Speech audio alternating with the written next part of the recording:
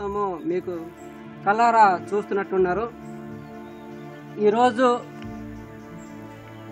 బుధవారం నాడు మన ఇదిగో అప్పన్న గారి భార్య బందయ్యమ్మ, ఈ బందయ్యమ్మ ఈరోజు డెలివరీకి పుట్టినప్పులతో ఇబ్బంది పడుతుంది సార్. అయితే రహదారి సదుపాయం లేక మేము ఇదిగో ఈ జొల్ల నుంచి ఈ ఘాట్ నుంచి మోసుకొని మినిమం 6 కిలోమీటర్లు 6 కిలోమీటర్లు అంటే గుమ్మడంగి గ్రామం నుంచి వంటామడ గ్రామం వరకు, అంటే వరుస వంటామడ అనే ఊరు వరుస, ఆ వరుస ఊరు వరకు 6 కిలోమీటర్ల వరకు ఈ పేషెంట్ను మోసుకుని వెళ్లాల్సిన పరిస్థితి మాకండి. నా పేరు ఆరిక నాగార్జున, గుమ్మడంగి గ్రామము, ఊడేసి పంచాయతీ, కొమ్మడ మండలము, పార్వతీపురం మన్యం జిల్లా.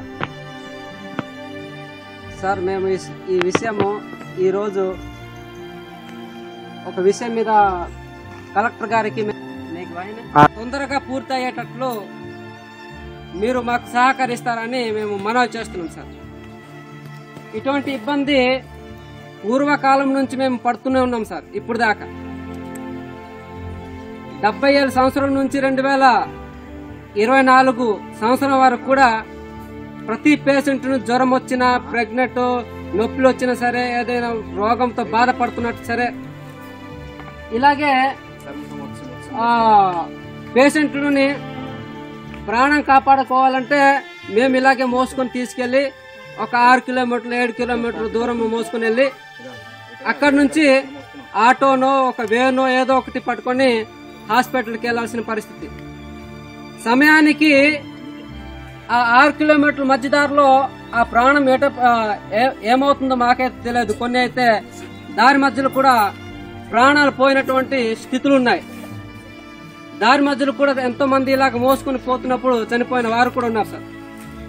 దయచేసి మా మీద కనికరం చూపి మీరు రహదారి తొందరగా పూర్తయ్యేటట్లు మీరు మాకు సహకరిస్తారని పార్వతీపురం మన్యం జిల్లా కలెక్టర్ గారికి మేము మనవి చేస్తున్నాం సార్.